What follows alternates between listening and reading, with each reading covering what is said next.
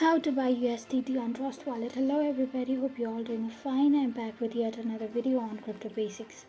So to learn how, first of all, go ahead and tap on Trust Wallet app, and then go ahead and tap on buy, which is at the top middle option, and then go ahead and tap on search and type USDT. Now several options will be available here. Choose from them. I'm gonna go with the first one.